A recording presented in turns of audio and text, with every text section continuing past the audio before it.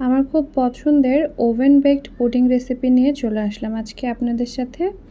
আজকে অনেক দিন পরে আমার খুব রান্না করতে ইচ্ছে করছিল। সো আমি চলে গেলাম রান্নাঘরে, ফ্রিজ থেকে দুধের বোতলটা বের করেই মেপে মেপে ঠিক 3.5 কাপের মতো দুধ নিয়েছিলাম পাতিলে। যেহেতু অনেক দিন পরে রান্নাঘরে গিয়েছি, সো ফার্স্টে চিন্তা করছিলাম কি রান্না করা যায়। তো আমার বাবুর আজকে 1 মাস কমপ্লিট হয়েছে, অ্যাজ ওয়েল অ্যাজ আমারও পোস্ট অপারেটিভ পিরিয়ডের 1 মাস কমপ্লিট হয়েছে। সো সেই উপলক্ষে তো একটা ডেজার্ট বানানোই যায়, যেহেতু আমি কেক বানাতে পারি না। কেক বানাতে পারলে ডেফিনেটলি কেকের রেসিপিটাই শেয়ার করতাম, বাট ইয়েস, আমি পুডিং খুব ভালো বানাতে পারি। তো এনিওয়েজ, আমি এখানে আপনাদের ইনগ্রেডিয়েন্টগুলো পরিমাণ অনুযায়ী শেয়ার করছি, যাতে আপনারা ট্রাই করলে আপনাদের বানাতে সহজ হয়। তো দিয়ে দিচ্ছি 2টো সাদা এলাচ এবং অ্যাজ ওয়েল অ্যাজ 2টো দারচিনি। আগে আমি অনেক সময় তেজপাতাও দিতাম, কিন্তু তেজপাতা দিলে স্বাদটা অনেকটা সেমাই টাইপের চলে আসে। সো সেমাই এর স্বাদ ইগনোর করার জন্য আমি আজকে আর তেজপাতা দিইনি। এবং অনেকক্ষণ ধরে দুধ জাল দিয়ে নিচ্ছিলাম। এটা প্রায় 3.5 কাপ দুধ কমে অলমোস্ট 1.25 কাপের মতো হয়ে গিয়েছে, বা আর একটু কমে গিয়েছে হয়তো। এনিওয়েজ পরে আর মাপা হয় নাই যদিও। তো আমি দুধ জাল দেওয়ার সাথে সাথে এটা একই সাথে নাড়ছিলাম, যাতে এটা বলক উঠে পড়ে না যায়।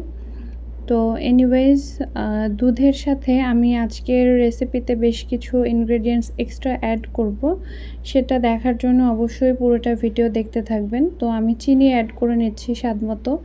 অনেকে চিনি বেশি খায়, কম খায়, আপনারা আপনাদের ইচ্ছে মতো চিনি অ্যাড করবেন। আজকের পুডিংয়ে আমি একটু কম্পারেটিভলি কমই চিনি অ্যাড করেছি, যেহেতু আমি কিছুক্ষণ ফ্রিজ আপ করব, এবং ফ্রিজ আপ করলে ডেজার্টের মিষ্টির পরিমাণ আরও বেড়ে যায়। তো যথেষ্ট পরিমাণে দুধ বলক উঠে গিয়েছে এবং অনেকটা লাল লাল হয়ে গিয়েছে এবং ঘন হয়ে এসেছে। আর একটু ঘন করার জন্য আমি কিছু গুঁড়া দুধও অ্যাড করে নিচ্ছি। এবং যেহেতু বললাম যে আমি এক্সট্রা বেশ কিছু ইনগ্রেডিয়েন্ট অ্যাড করব, তার মধ্যে একটা হচ্ছে পাউরুটি। এবং দেখুন দুধ কতটা কমে এসছে। এর মধ্যে পাউরুটি দিলে এটা আরও বেশি ঘন হয়ে যাবে। তো এবার আমি রেডি করছি ডিমের পোর্শনটুকু। ডিম তো এখানে যেহেতু প্রোটিন, দুধ এবং ডিম দুটোই, সো হিট দিলে অবশ্যই ডিন্যাচুরেশন হয়ে যাবে, যেটার মানে হচ্ছে গিয়ে জমাট বেঁধে যাওয়া। মেডিকেল টার্মে প্রোটিন জমে যাওয়াকে বলা হয় ডিন্যাচুরেশন। এবং ডিম এবং দুধে অবশ্যই মেইন পোর্শন যেটা থাকে সেটা হচ্ছে প্রোটিন। তো এনিওয়েজ, আমি এখানে একটা একটা করে সবগুলো ডিম একটা বাটিতে খোসা থেকে ছাড়িয়ে নিচ্ছি। এবং 4টা ডিম নিয়েছিলাম আমি 3.5 কাপ দুধের জন্য। এই রেশিওটা আপনাদেরকে অনেকে 2টো ডিম দিয়েও করে। আমার মা 2টা ডিম দিয়ে পুডিং করে ফেলে, তো আমি ডিমের পরিমাণ একটু বাড়িয়ে দিই। তো এটা আমি আর নাড়ি নাই, সরাসরি ব্লেন্ডারে পেস্ট করে নিচ্ছি। সো ব্লেন্ডারে দেওয়ার পরে দেখছেন এরকম জাস্ট 1 থেকে 1.5 মিনিটের মতো ব্লেন্ড করলেই হয়ে যায়। এবং এবার আমি আসছি সবচেয়ে মজার পোর্শনটা পুডিং বানানোর, সেটা হচ্ছে ক্যারামেল। তো আপনাদেরকে একটু বলি, আমরা অনেক সময় মনে করি শুধু বড়দের কাছেই শেখা যায়, ছোটদের কাছে আমরা অনেক সময় অনেক কিছু শিখতে চাই না। বাট আজকের খুব ইন্টারেস্টিং একটা পোর্শন হচ্ছে, আমি কিন্তু ক্যারামেল বানানো শিখেছি স্পন্দনের কাছে। তো আমি ক্যারামেলে কখনো পানি অ্যাড করি না, আমি শুধু চিনিটাই জাল দিই। দেখুন, আমি আজকেও কোনো রকমের পানি অ্যাড করব না। জাস্ট চিনিটা চুলার উপরে থাকলে চিনির মধ্যে নিজস্ব যে পানি থাকে সেটা থেকেই সুন্দর ক্যারামেল তৈরি হয়ে যায়। এখানে আমার কাছে মনে হয় না এক্সট্রা কোনো পানি দেওয়ার প্রয়োজন আছে। এবং এটি অনেকটা এরকম কালচে ভাব আসা অবধি আমি ওয়েট করতে থাকি, কারণ আমার বিয়ের আগে আমি আর স্পন্দন প্রায় অনেক কিছু রান্না করতাম।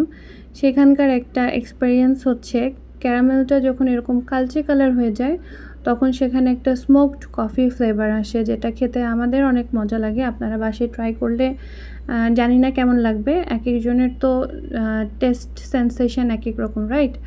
তো স্পন্দনের এটা অনেক পছন্দ, কফি ফ্লেভারের একটা স্মোকি কফি ফ্লেভারের একটা টেস্ট আসে। তো আমি আজকে পুডিং বানানোর জন্য কোনো রকমের বাটি ইউজ করছি না, আমি আজকে কাপ পুডিং বানাচ্ছি। তো কাপ পুডিং বানানোর জন্য অবশ্যই ক্যারামেলটা কাপের মধ্যেই রাখতে হচ্ছে। এবং আনুমানিকভাবে আমি 5টা কাপ নিয়েছি।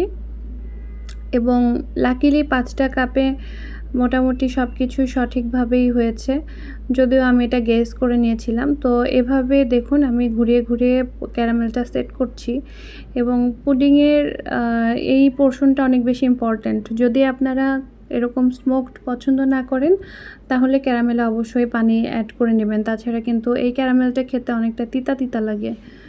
তো যাই হোক, এখানে যেহেতু আমি কাপ পুডিং বানাবো, সো কাপের মধ্যে আমি ক্যারামেলগুলো এমনভাবে সেট করছি যেন মাথার পোর্শনটা ফিল আপ হয় মোটামুটি। এবং যেহেতু এটা পানি ছাড়া ক্যারামেল, সো এটা অনেক বেশি স্টিকি ছিল, মানে দেওয়ার সাথে সাথে জমাট বেঁধে যাচ্ছিল, আর এক্সট্রা ফ্যান বা কোনো পোর্শনে দেওয়ার প্রয়োজন হয়নি, বরং দেওয়ার সাথে সাথেই কাপে এমনভাবে আটকে যাচ্ছিল যে আমার এটা মুভ করাতেই অনেক প্রবলেম হচ্ছিল। এই জন্য আমি পাতিলটা চুলার উপরেই রেখে দিচ্ছিলাম। তো দেখুন এখানে 5টা কাপ আমার একসাথে দেখতে অনেক ভালো লাগছিল এবং কাপের মধ্যে পরবর্তীতে এখানে দেওয়ার জন্য আমি ব্লেন্ড করা ডিমগুলো ছেঁকে আরেকটা পাত্রে নিয়ে নিচ্ছি। এবং আপনারা অনেকেই জানেন ছেঁকে নেওয়ার উদ্দেশ্যটা হচ্ছে পুডিংয়ে যেন এই ভিতরে বাবলসগুলো যেন না থাকে। এটা আপনারা অনেকেই জানেন, যারা জানেন না তাদের জন্য শেয়ার করলাম। একইভাবে আমি দুধ পাউরুটির পোর্শনটুকুও ব্লেন্ড করে নিচ্ছি এবং তার মধ্যে পরবর্তীতে ডিম দিয়ে আরও একবার ব্লেন্ড করে নেব যেন সব ইনগ্রেডিয়েন্টগুলো খুব সুন্দর মতো মিশে যায়। এবং অতঃপর ফাইনালি আরেকবার ছেঁকে নিচ্ছি একইভাবে বাবলস ক্লিয়ার করার জন্য, পুডিংটা যেন আরও বেশি সফট অ্যান্ড স্মুথ হয় সেটার জন্য। এবং একে একে সবগুলো কাপে আমি ঢেলে নিচ্ছি, এবার আর ছাঁকার প্রয়োজন নেই। তো 5টা কাপে দেখুন খুবই সুন্দর মতো আমার সমস্ত পরিমাণের পুডিংয়ের যে ইনগ্রেডিয়েন্টগুলো আছে খুব সুন্দর মতো 5টা কাপেই হয়ে গিয়েছিল। ভাগ্যিস বেঁচে যায় নাই, বেঁচে গেলে এই সময় আমি আর ক্যারামেল নিয়ে অন্য একটা কাপে তৈরি করা একটু টাফ হয়ে যেত। সো আমি ওভেনের মধ্যে দিয়ে দিলাম। এটা অলমোস্ট 10 মিনিটসের মতো লেগেছে এক একটা পুডিং করতে। এবং বানানোর পরে আমি সবগুলো একটা একটা করে পিরিচে রেখেছি এবং এই কেকটা অর্ডার করেছিলাম বাবুর 1 মান্থ উপলক্ষে। তো এনিওয়েজ পুডিংটা খেতে অনেক মজা ছিল। এবং আজকের ভিডিও এই পর্যন্তই। সবাইকে ধন্যবাদ এবং বাসায় কারা কারা ট্রাই করছেন কমেন্ট বক্সে অবশ্যই জানাবেন। আল্লাহ হাফেজ।